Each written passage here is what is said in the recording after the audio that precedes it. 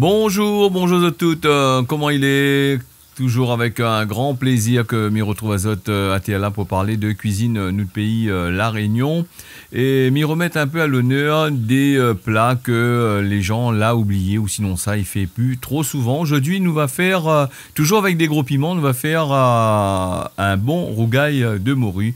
Il faut nous des gros piments que Zot va hacher en long comme Zot l'a vu. Il va falloir nous aussi des tomates bien frais que Zot va couper en morceaux comme à l'image. Va falloir aussi des oignons. Il faut aussi du sel et de l'ail. Hein. Le sel n'est pas trop obligé, hein, parce que des fois la morue est un petit peu salée. Zot y assaisonne, Zot y ajuste en fonction de ce que Zot y aime. Va falloir nous de la morue que nous va prendre le soin de faire bouillir. Hein. Les gens ils font bouillir, sinon ça ils laissent tremper la veille pour le lendemain. Et ben la plupart du temps les gens, comme les pressés ici à La Réunion, le système c'est qu'il fait bouillir le morue pendant 15 minutes une fois, une deuxième fois pendant une dizaine de minutes, et bien rincer les affaires. Nous mettre une marmite sur le feu et nous laisse à lui bien chaud. Nous ajoute de l'huile. Pour cette recette-là, il faut ajouter un petit peu d'huile quand même. Parce que la morue, l'huile est comme le poisson, c'est un affaire qui absorbe beaucoup l'huile. Donc si tu ne mets pas du tout d'huile dedans, ça sera un peu compliqué pour faire frite le morue. Et moi, on a utilisé un carail qui colle un petit peu, donc malgré les chauds, il colle un peu. La morue de maintenant, elle est assez fragile, elle n'est plus comme la morue d'avant. Donc il colle un peu, donc c'est pour ça il faut que la marmite l'ait assez chaud. Mais sinon, si vous avez une marmite qui colle pas, des marmites qui collent pas, c'est des marmites modernes qui les gens y achètent, ils collent pas du tout. Vous pouvez utiliser ça et utiliser très peu d'huile.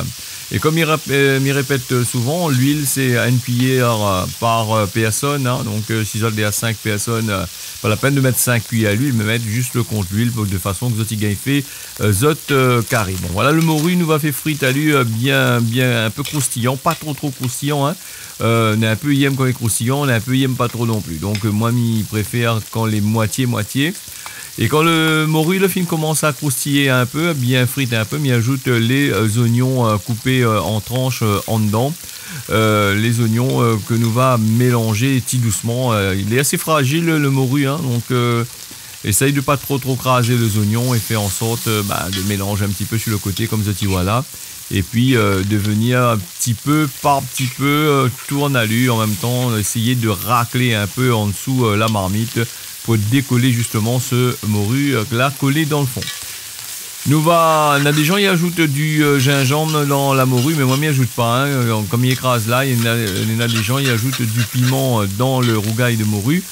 Si les autres ils mangent pas piment, ajoute pas. Mais comme pour ce recette là, les piments que moi j'ai utilisé, les piments achats que moi j'ai utilisé, les assez forts. Donc, moi n'a pas mis de piment en plus dedans. Et puis, si tu mets trop de piment dans un curry, il gâte le goût, le curry. Hein. Trop d'épices, il gâte le goût. Pas assez, il n'est pas bon. Mais si tu mets trop de piment dedans, ça n'aura que le goût du piment. Et tu n'apprécieras pas du tout ce rougail de morue.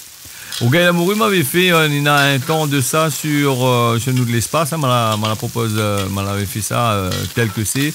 Simple, on voit que les gens y aiment bien, donc la morue nous peut accommoder à lui avec pas mal de choses. Donc là, moi l'accommode à lui avec des gros piments. Il peut aussi mettre des pommes de terre dedans. La morue avec pommes de terre, il passe très bien, hein, donc les gens y apprécient aussi les affaires. Voilà, la morue finit bien à revenir. Les tomates, nous ajoute les tomates avec un peu de curcuma en dedans.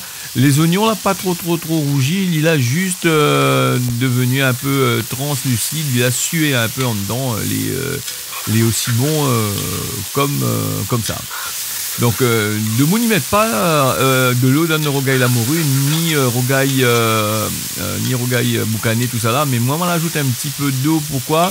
Parce que les bonnes tomates de maintenant, et midi, et m'y répète souvent, les bonnes tomates de maintenant, les plus pareilles des tomates avant, la puce se ce côté juteux, tout ça. On a, bon, on ajoute quelques gouttes, comme il y a mis ajoute de l'eau, ajoute quelques gouttes. Hein. Et puis si le morue est trop sec aussi, comme tu vois là-dessus, tu peux ajouter à la rigueur encore un petit peu d'huile pour rendre ça un petit peu plus brillant. Et puis là, des gens, ils aiment bien quand on a un peu d'huile dans le curry. Après, nous, ça pas mange tout le temps l'huile. Hein. Et puis si le curry, si je fais un curry, les remplis l'huile en dedans, les pas trop gaillards. Voilà, le rougail la morue il est quasiment fini. Hein. Vous l'avez vu, les tomates là bien fondues en dedans. Et là, il va ajouter les gros piments. Et comme il dit souvent pour ce type de piment là, il faut pas faire cuire, hein, parce que les gens ont tendance à faire cuire le piment. En règle générale, quand nous fait ça comme ça là, nous ajoute le gros piment, nous teigne le feu dessous, nous tourne à un peu, nous mélange.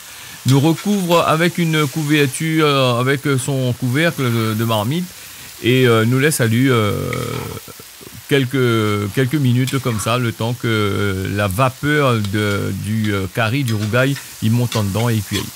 Voilà, la recette l'a fini. Je remercie les autres d'avoir suivi ça. Je donne les autres rendez-vous la prochaine fois pour une nouvelle recette. N'oublie pas que tu peux manger ça avec un bon curry pois ou sinon ça, tel que c'est. Les autres, tiens, beau serré la repas, m'y retrouve.